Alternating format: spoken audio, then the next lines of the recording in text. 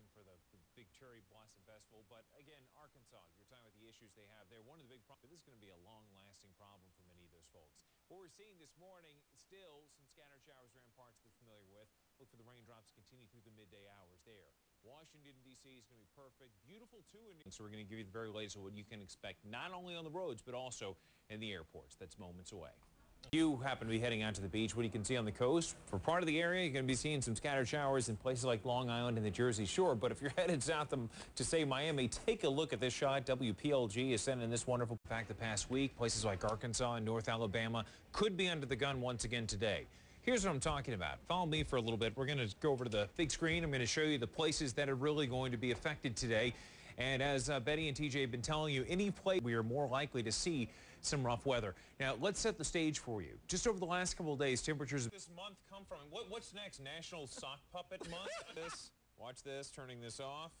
There goes the cell phone. Of course, you've got all those guys out there trying to bring in the boats. We showed you Huckabee moments ago in Orlando. We've got some scattered showers there, not too far from the I-4 corridor.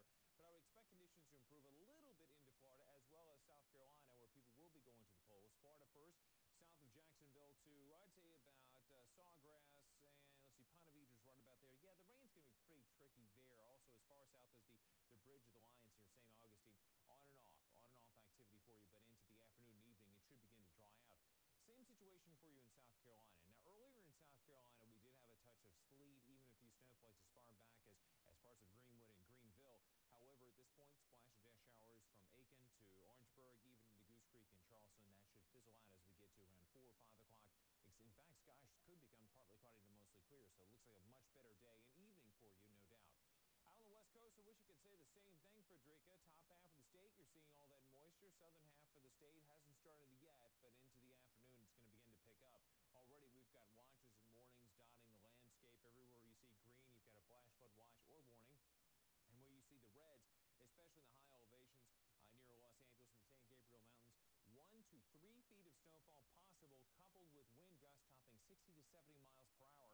So that's going to be a nasty time for you. Much of the moisture now well north of San Francisco, moving near Eureka and back towards Red Bluff. Some of it rain, some of it sleet, and in the high elevations, we're talking about snow. Seriously, it picks up whatever it gets. Over water, it becomes almost like a water spout. That may be the situation in places like Oklahoma today. In fact, we've got a live camera right now, but all this is going to be moving eastward as we head back over towards St. Louis.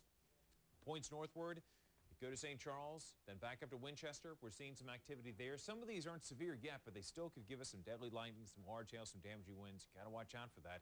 And today, as I mentioned, from the Central Plains back into the Midwest, the western half of the Great Lakes, you've got that slight risk of storms for today, for tomorrow as well. That's a look at your forecast, and we're going to be talking more about this and showing more of that amazing video throughout much of the day. Back to you.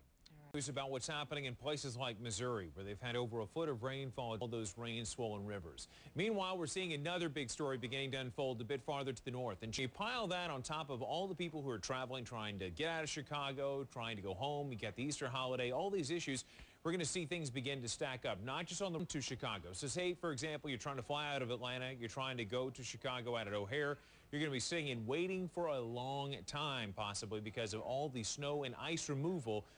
That's the latest. Very frustrating day for many people at home, of course, in parts of Missouri and all the flood-ravaged areas, and for people at the airport. Back to you, Rob.